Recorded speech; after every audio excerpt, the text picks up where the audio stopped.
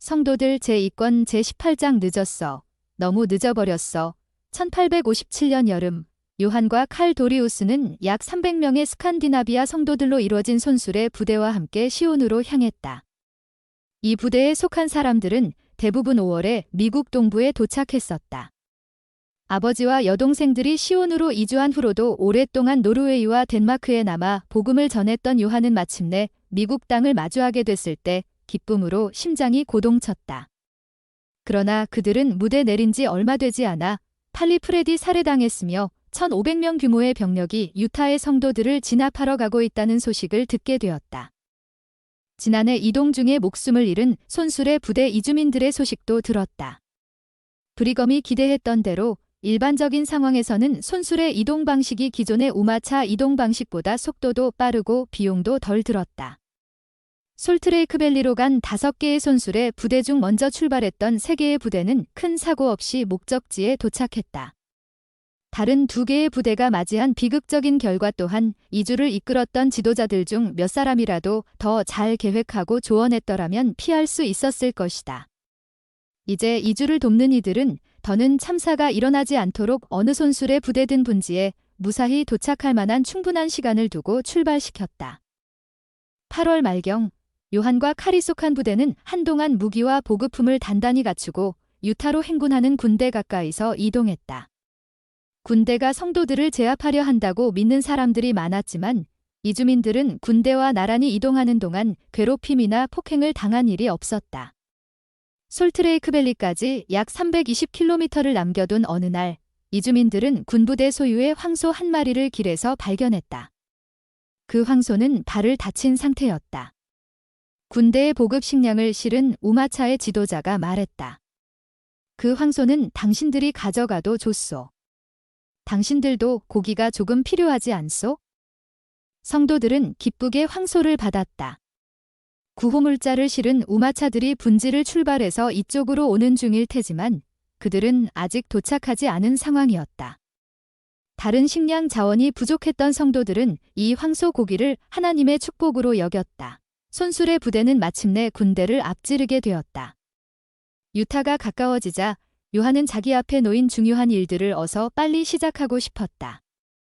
그는 대서양을 건너던 중에 노르웨이에서 온 성도인 카렌 프란츠과 결혼했다. 그리고 그의 형 칼도 같은 날 노르웨이 성도인 엘렌 롤프슨과 결혼했다. 귀환 선교사인 요한과 칼은 유타에서 정착할 계획이었는데 이렇게 어딘가에 정착한다는 것은 실로 오랜만이었다. 아마도 그들은 자신들의 나머지 가족들과도 가까이 살며 시온에서 새 삶을 누릴 수 있을 것이었다. 그러나 앞일은 여전히 예측할 수 없었다.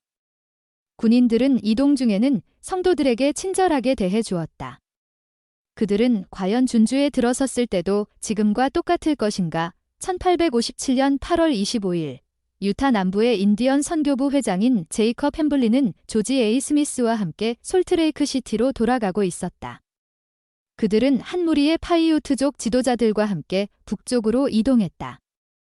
군대와의 갈등으로 폭력 사태가 벌어진다면 성도들과 파이우트족이 손잡을 수 있으리라 생각한 브리검이 솔트레이크 시티에서 열리는 평의회에 부족의 지도자들을 초대한 것이었다. 제이컵은 모임에서 통역을 할 예정이었다. 솔트레이크 시티까지 절반 정도 갔을 때 제이컵 일행은 미국 남부의 아칸소주 출신이 주를 이루는 이주민들의 우마차 행렬과 개울을 사이에 두고 야영을 했다. 해가 진 후 아칸소 부대 사람 몇몇이 다가와 자신들을 소개했다. 아칸소 부대의 인원은 140명가량이었는데 대부분이 캘리포니아에서의 새 출발을 갈망하는 젊은 사람들이었다. 어린아이들을 데리고 가는 기혼자들도 몇몇 있었다. 그들의 지도자는 알렉산더 펜처와 존 베이커였다. 캘리포니아에 가본 경험이 있는 펜처 대장은 정직하고 용감한 사람으로 알려진 타고난 지도자였다. 그와 그의 아내 일라이자는 9자녀를 두었는데 모두 이 부대에 함께 있었다. 베이커 대장은 장성한 3자녀, 그리고가 태어난 손자와 동행하고 있었다. 부대에는 우마차와 마차를 끌 노새와 말, 황소들이 있었고 수백 마리의 롱혼도 있었다. 롱혼을 캘리포니아로 갈 때까지 잘 먹여 건강한 상태를 유지한다면 목적지에 도착한 후에 팔아서 수익을 남길 수도 있었다. 롱혼, 미국 남서부의 뿌리 긴 소홍기니 펜처 대장이 처음 캘리포니아에 갔던 시기에는 유타를 지나는 남쪽 길에 누구든 소를 풀어놓고 풀과 물을 먹일 수 있는 장소가 많았다. 그러나 그 후 이 길을 따라 새로운 정착촌들이 들어서며 땅을 차지하는 바람에 대규모 우마차 행렬들은 성도들의 협조 없이는 이곳에서 소나 말을 먹이기가 어려웠다. 군대가 몰려오고 있는 지금, 많은 성도는 외부에서 온 사람들을 의심과 적대의 눈초리로 대하고 있었다. 또한 그들은 외부인에게 식량을 팔지 말라는 권고에 순종하고 있었다. 성도들의 냉담한 태도에 아칸소 부대 사람들은 속이 탔다. 앞으로 그들은 미국에서 가장 뜨겁고 메마른 지역 중 일부를 지나가야 했다. 필요한 물품을 다시 채우고 가축에게 먹이와 물을 먹이며 휴식을 취할 곳이 없다면 여정은 어려워질 것이었다. 제이컵 햄블리는 남쪽 길에서 야영을 하기 좋은 장소들을 아칸소 부대에 일러주었다. 가장 좋은 곳은 자신의 목장 바로 남쪽에 있는 초목이 무성한 산간지대로 그곳에는 소들이 먹고 마실 물과 풀이 많았다. 이 평화로운 지역은 마운틴 메도스라는 이름으로 불렸다. 며칠 뒤 아칸소 부대는 마운틴 메도스로 가기 전에 물품을 사기 위해 솔트레이크 시티에서 남쪽으로 400여 킬로미터 떨어진 시더시티에서 행렬을 멈췄다. 시더시티는 유타 남부의 마지막 대규모 정착촌으로 성도들의 철강 산업 본거지였으나 지금은 난조를 보이고 있었다. 이곳의 거주민들은 궁핍했으며 비교적 고립된 상태에 있었다. 아칸소 부대는 마을 외곽에서 재분하지 않은 밀 80마를 팔겠다는 남자 하나를 찾았다. 부대의 몇 사람은 그 밀과 인디언에게 산 옥수수를 방앗간으로 가져갔다. 그 방앗간의 주인은 그 지역의 감독인 필립 클링겐 스미스였는데 그는 밀과 옥수수를 받는 값을 유난히 비싸게 불렀다. 그동안 부대의 다른 이들은 물품을 사기 위해 마을의 상점으로 갔다. 그 뒤에 어떤 일이 일어났는지는 명확하지 않다. 오랜 시간이 흐른 뒤 시더시티 정착민들이 회고한 바에 따르면 아칸소 부대 사람들이 원하는 물품이 그 상점에 없었거나 점원이 그 물건들을 팔지 않으려 했다고 한다. 어떤 사람들은 부대 사람 몇 명이 화를 내면서 군대가 들어오면 그들을 도와 성도들을 추방하겠다며 위협했다고 기억했다. 또 다른 정착민들은 선지자 조셉 스미스를 살해하는 데 쓰였던 총을 가지고 있다고 주장하는 사람이 그 부대원 중에 있었다고 말했다. 펜처 대장은 분노한 부대원들을 진정시키려 했다. 그러나 그중 일부가 시장이자 스테이크 회장이며 준주 민병대의 소령이었던 아이작 헤이트의 집을 찾아내서 그에게 고함을 지르고 협박했던 것으로 보인다. 아이작은 뒷문으로 살짝 집을 빠져나가 마을의 보안관 존 히그비를 찾아가서 빨리 그들을 체포하라고 했다. 히그비는 그들과 대면하여 평화를 어지럽히고 부적절한 언어를 사용하는 것은 현지 법에 위배된다고 설명했다. 그러자 그 부대원들은 그에게 자신들을 체포해보라며 도발하고는 마을을 떠났다. 몇 시간 후 아이작 헤이트와 시더시티의 지도자들은 지역 민병대의 사령관이자 인근 페러원의 스테이크 회장인 윌리엄 데임에게 전갈하여 아칸소 부대의 이주민들을 어떻게 해야 할지 자문을 구했다. 부대의 대다수의 사람들은 전혀 문제를 일으키지 않았고 정착촌의 어느 누구에게도 신체적으로 해를 입히지는 않았지만 이주민들이 떠날 무렵 마을 주민들은 감정이 상해 있었다. 심지어 보복 계획을 모의하기 시작한 이들도 있었다. 윌리엄은 교회와 정착촌 지도자들의 평의회에 아이작의 전가를 전달했고 그들은 아칸소 부대가 위험한 것 같지는 않다는 결론을 내렸다. 윌리엄은 아이작에게 편지로 이렇게 권고했다. 그들의 위협은 무시하십시오. 사람의 말은 바람과 같은 것이기에 누구에게도 해를 입히지 않습니다. 그러나 아이작은 이에 만족하지 못하고 이웃 정착촌의 후기 성도인 존 디리를 불렀다. 존은 그 지역의 파이우트 인디언들에게 농사짓는 법을 가르치며 그들과 좋은 관계를 맺고 있었다. 그는 열심히 일했으며 남부의 정착촌에서 자신의 능력을 몹시 증명하고 싶어 했다. 아이작은 존을 기다리는 동안 시더시티의 다른 지도자들을 만나 아칸소 부대를 향한 자신의 보복 계획을 설명했다. 마운틴 메도스의 남쪽에는 캘리포니아로 가는 길을 따라 좁은 골짜기가 이어졌다.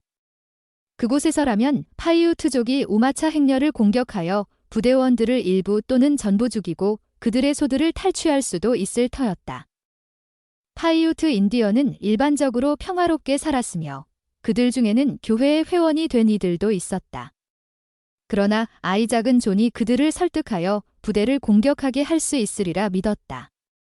존이 도착하자 아이작은 이주민들에 대해 이야기하며 그들 중에 선지자 조셉을 죽이는 데 사용됐던 총을 갖고 있다고 떠벌리는 사람이 있다는 소문을 전했다. 아이작은 말했다. 그것을 막기 위해 뭔가를 하지 않는다면 그들은 위협을 실행해 옮겨 남부의 모든 외딴 정착촌에서 약탈을 자행할 것입니다. 그는 존에게 부대를 공격하도록 인디언들을 설득해달라고 부탁했다. 그들이 아칸소 부대 사람들을 일부 또는 전부 없애준다면 훨씬 좋을 것 같습니다. 그러나 백인 정착민들이 공격을 명령했다는 사실은 철저히 비밀에 붙여야 했다. 책임은 파이우트족에게 돌아가야 했다. 9월 6일 일요일 오후 마운틴 메도스에서 야영 중인 아칸소 부대에 관해 논의하기 위해 시더시티의 지도자들이 다시 모였다.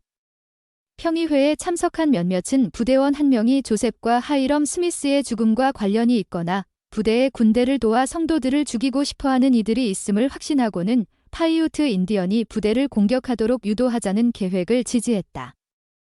그러나 또 다른 이들이 이 문제는 신중해야 한다고 목소리를 높이자 곧 이 계획에 대해 의구심을 표하는 이들이 더 나오기 시작했다. 실망한 아이작은 자리를 박차고 일어나 방을 뛰쳐나갔다. 그러는 동안 평의회에서는 속히 브리검 영에게 전령을 보내어 조언을 구하자는 제안이 나왔다. 그러나 월요일 정오가 되도록 전령은 파견되지 않았다. 같은 날인 9월 7일, 아이작은 존 디리의 전가를 받았다. 그날 아침에 존과 일단의 파이우트 인디언들이 마운틴 메도스에서 아칸소 부대 사람들을 공격했다는 내용이었다. 처음에 파이우트족은 이 일에 개입하지 않으려 했지만 존과 다른 현지 지도자들은 그들이 공격에 가담해주면 이주민들에게서 빼앗은 물품으로 보상하겠다고 약속했던 것이다. 이 소식을 들은 아이작은 정신이 아찔해져 몸을 휘청였다. 계획대로라면 공격은 아칸소 부대가 마운틴 메도스를 떠나기 전이 아니라 후에 일어나야 했다. 존은 아칸소 부대 중 7명이 죽고 16명이 부상을 당했다고 보고했다. 아칸소 부대는 우마차들을 원형으로 모은 뒤 반격했고 이 싸움으로 파이우트 인디언도 1명 이상 목숨을 잃었다고 했다. 마운틴 메도스에서 포위 작전이 벌어지는 가운데 아이작은 브리검 영에게 편지로 조언을 구했다. 그는 파이우트족이 어떤 우마차 행렬을 공격했다고 보고하면서 이주민들이 시더시티의 성도들을 위협한 사실을 언급했다. 그러나 공격을 계획하고 실행하는 과정에서 정착민들이 한 일은 보고하지 않았다. 아이작은 이 편지를 민병대의 일원인 제임스 헤슬람에게 건네며 말을 몰아 최대한 빨리 솔트레이크 시티로 가라고 명령했다. 뒤이어 그는 존에게 편지를 썼다. 이제 무슨 수를 써서라도 인디언이 아칸소 부대에 접근하지 못하게 하고 다음 명령이 있을 때까지 부대 사람들이 다치지 않도록 보호하십시오. 그날 저녁 아이작은 존과 파이우트족이 부대를 공격한 후에 무장한 후기 성도들이 아칸소 부대원 2명을 찾기 위해 일대를 수색했다는 것을 알게 되었다. 그 2명은 무리를 벗어난 소들을 찾으려고 며칠 전에 마운틴 메도스를 떠나 있었다. 무장한 후기 성도들은 그들을 발견한 뒤 그중 1명을 쏘았다. 나머지 1명은 탈출하여 부대의 야영지로 돌아갔다. 그는 2명의 백인이 자신을 공격했다는 사실을 분명히 인지했다. 이전까지 아칸소 부대 사람들은 자신들을 공격하는데 후기 성도가 가담했다는 사실을 모르고 있었지만 이제는 그들도 알았다. 이틀 뒤인 9월 9일 아이작은 아칸소 부대 포위 현장에서 막 돌아온 보안관 존 히그비를 만났다. 존 디리는 아칸소 부대 사람들을 사살한 후 소규모 공격을 몇 차례 더 감행했다. 히그비는 아칸소 부대에 결국 물과 식량이 바닥날이라는 것을 알고 있었다. 그러나 아마도 며칠 안에 더 많은 우마차 행렬들이 이 지역을 지나갈 것이고 그러면 아칸소 부대를 공격하는 과정에서 성도들이 저지른 일도 드러날 수 있었다. 아이작과 히그비는 정착민들이 이 일에 연루되었음을 숨기기 위해 현지 민병대가 포위 작전을 마무리 지어야 한다는 결정을 내렸다. 공격에 연루된 자들의 정체를 밝힐 수 있는 아칸소 부대원은 모두 죽여야 했다. 히그비와 헤어진 아이작은 패러원으로 가서 윌리엄 데임에게 민병대가 이주민들을 공격하도록 명령하는 것에 대한 승인을 얻으려 했다. 윌리엄과 평의회는 아직도 이주민들이 인디언의 공격으로 피해를 당한 것이라 믿고 있었다. 그들은 마운틴 메도스로 민병대를 보내어 아칸소 부대를 보호하고 그들이 목적지를 향해 계속 갈 수 있도록 돕고자 했다. 그러나 아이작은 윌리엄과의 개인적인 만남에서 후기 성도가 공격에 가담했고 이주민들도 그 사실을 알고 있음을 시인했다. 그러면서 그는 이제 그들이 할 수 있는 선택은 오직 정착민들에게 불리한 증언을 할 수 있는 나이의 생존자를 모두 죽이는 것뿐이라고 말했다. 아이작의 말을 듣고 고민하던 윌리엄은 평의회의 결정을 무시하고 공격을 승인했다. 이튿날인 9월 10일, 브리검 영은 파이우트족의 식량 저장 방법을 알아보기 위해 솔트레이크 시티에서 제이컵 햄블린을 만났다. 그는 군대가 들어와서 성도들이 산으로 피신해야 할 상황에 대비해 험난한 지형에서 살아남을 수 있는 방법을 알아두고 싶었다. 그러나 성도들이 처음에 상상했던 것에 비해 군대는 그다지 위협적이지 않아 보였다. 최근에는 군대의 대표자가 솔트레이크 시티를 찾아와 그들의 군대는 성도들을 해칠 뜻이 없음을 밝히기도 했다. 또한 군대의 대다수 병력이 겨울 전에 이곳에 도착하는 것도 쉽지 않아 보였다. 브리검과 제이컵이 이야기를 나누고 있을 때 시더시티에서 온 전령인 제임스 헤슬람이 마운틴 메도스 포위 작전에 대한 소식을 들고 안으로 들어왔다. 브리검은 편지를 읽은 후 제임스를 바라보았다. 그는 거의 한숨도 자지 못하고 사흘 동안 말을 몰아 400여 킬로미터를 달려온 터였다. 브리검은 시간을 낭비할 틈이 없음을 깨닫고 시더시티로 자신의 답변을 가지고 돌아갈 수 있겠느냐고 그에게 물었다. 제임스는 그렇게 하겠다고 했다. 브리검은 제임스에게 잠시 눈을 붙인 뒤 돌아와서 답신을 가져가라고 일렀다. 제임스가 방을 나가자 브리검은 답신을 작성했다. 그는 이렇게 지시했다.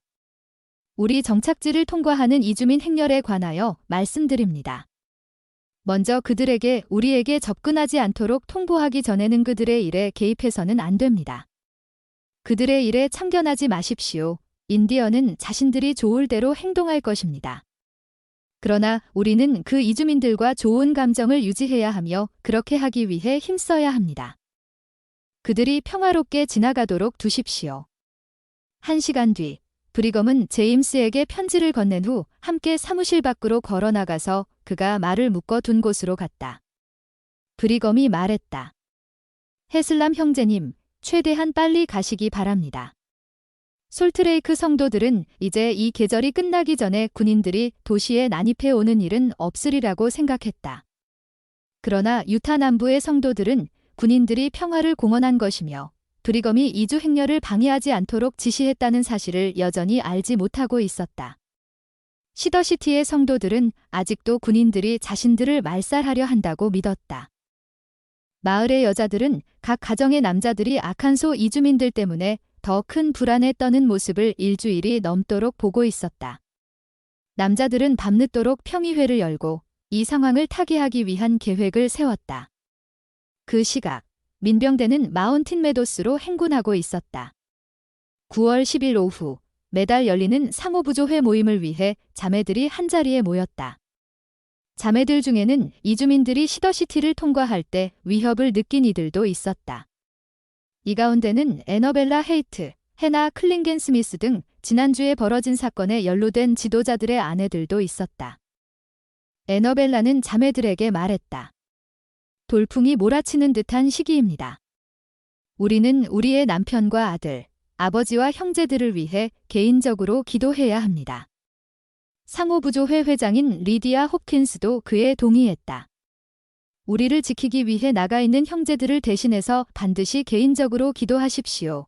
그런 후 리디아와 보좌들은 가르침을 전했고 그 자리에 있던 몇 명의 자매들을 지명하여 정착촌의 다른 여성들을 방문하도록 요청했다. 자매들은 모임을 마치기 전에 찬송가를 불렀다. 회개하고 깨끗이 죄를 씻으라. 그리하면 생명의 왕관을 얻으리. 우리가 바라는 날 멀지 않았네. 한편 마운틴 메도스에서는 시더시티와 이웃의 정착촌들에서 나간 60~70명의 민병대 병사들이 존 디 리와 함께 제이컵 햄블린의 목장에 진을 치고 있었다. 제이컵 햄블린은 아직 솔트레이크 시티에 있었다. 민병대에는 10대도 몇 있었지만 20~30대의 젊은이들이 주를 이루었다. 그들 중에는 자신들이 그곳에 간 이유가 목숨을 잃은 사람들을 땅에 묻어주기 위해서라고 알고 있는 이들도 있었다. 저녁이 되자 존 히그비와 존 디 리, 필립 클린겐 스미스 등의 지도자들이 민병대와 함께 공격 계획을 검토했다. 자리에 있던 이들은 하나 둘 이 계획에 동의했다. 아칸소 부대를 이대로 떠나게 한다면 교회의 반대 세력들이 이 포위 작전의 실상에 대해 알게 되리라는 것을 확신했기 때문이었다. 이튿날인 9월 11일 아침, 23살의 니파이 존슨이 언덕 위에서 마운틴 메도스를 내려다보고 있었다. 그는 파이우트족의 언어를 능숙하게 구사했기에 공격 작전에서 인디언들을 이끌라는 임무를 받았다. 니파이는 브리검 영의 답신이 올 때까지 기다리고 싶었지만 민병대는 지금 당장 공격을 감행해야 한다고 했다. 이에 니파이는 협조하는 것 외에는 다른 수가 없다고 생각했다. 그는 민병대의 병장 하나가 휴전을 뜻하는 백기를 든 채 아칸소 부대의 방어벽 앞에서 상대편 한 명을 만나 생존자들을 도와주겠다고 제안하는 모습을 지켜보았다. 이주민들이 이 제안을 받아들이자 존 디 리가 방어벽으로 다가가서 구출 문제를 놓고 협상을 진행했다. 그는 그들에게 총은 우마차 안에 숨겨두고 소와 물건은 파이우트족에게 주는 선물로서 남겨놓으라고 말했다. 그런 후 그는 그들에게 자신을 따라오라고 했다. 병자와 부상자, 어린아이들을 태운 우마차 2대가 맨 앞으로 갔고 여성들과 조금 더 큰 아이들이 줄지어 그 뒤를 따랐다. 큰 소년들과 남성들이 얼마간 거리를 두고 그 뒤를 따랐으며 무장한 민병대 병사들이 그들 한 명 한 명과 짝을 지어 옆에 붙어 움직였다. 부대의 성인들 중에는 어린 자녀를 품에 안고 가는 이들도 있었다. 니파이는 다음에 일어날 일을 알고 있었다. 이주민들은 햄블린의 목장을 향해 걸어갈 것이다. 어느 지점에 이르면 히그비가 신호를 주고 그러면 민병대 병사들이 돌아서서 각자 바로 옆에 있는 이주민을 총으로 쏘는 것이다. 그런 후 니파이는 파이우트족에게 공격 명령을 내릴 것이었다. 잠시 후 존 디 리와 이주민들이 니파이와 파이우트족이 매복한 곳 아래쪽을 지나갔다. 니파이는 히그비의 신호를 기다렸지만 히그비는 잠자코 있었다. 혼란을 느낀 파이우트족은 간신히 몸을 숨긴 채 젠걸음으로 행렬을 따라 움직였다. 마침내 히그비가 민병대 쪽으로 말을 돌렸다. 정지. 그가 소리쳤다. 히그비가 신호를 보내자 거의 모든 민병대가 남성과 소년들에게 총구를 겨누고 지체 없이 그들을 사살했다. 단발의 큰 총성이 초원으로 메아리쳐 울려 퍼지는 듯했고 포연히 이주민들을 뒤덮었다. 니파이가 파이우트족에게 공격 신호를 보내자 그들은 벌떡 일어나 가장 가까이 있는 이주민들을 향해 총을 쏘았다. 첫 번째 총격에서 살아남은 이주민들은 목숨을 걸고 달아났다. 그러나 히그비 등 말을 탄 이들이 그들을 막아섰고 땅에서 공격하던 이들이 그들을 쫓아가 사들살했다. 나이가 가장 어린 아이 몇 명은 살려주었다. 존 디 리는 병자와 부상자를 실은 우마차에도 이 일을 입 밖에 낼 수 있는 이는 아무도 살아남지 않았음을 확인했다. 마침내 마운틴 메도스는 역한 피비린내와 화약 냄새로 뒤덮였다. 나흘 전에 최초의 공격이 감행된 이후 목숨을 잃은 이주민은 총 120명이 넘었다. 공격에 참여했던 몇몇이 시신의 몸을 뒤져 쓸만한 것들을 챙기는 동안 필립 클린겐 스미스는 17명의 어린아이들을 모아 햄블린의 목장으로 데려갔다. 제이컵 햄블린의 아내인 레이철은 대부분 피범벅이 된 채 울고 있는 아이들을 보고 가슴이 무너져 내렸다. 가장 어린 축에 속하는 1살짜리 여자아이는 팔에 총상을 입었다. 존 디 리는 그 아이를 아이의 두 언니에게서 떼어놓으려 했지만 레이철은 아이들을 함께 두도록 그를 설득했다. 그날 밤 레이철이 울부짖는 아이들을 돌보는 동안 존은 바깥에 잠자리를 펴고 잠이 들었다. 이른 아침 아이작 헤이트와 윌리엄 데임이 햄블린의 목장에 도착했다. 포위 작전이 시작된 이후 두 사람이 마운틴 메도스를 찾은 것은 이번이 처음이었다. 윌리엄은 그들이 사살한 사람의 숫자를 듣고 큰 충격을 받았다. 그가 말했다. 이 일을 위해 보고해야겠습니다. 아이작은 이렇게 말했다.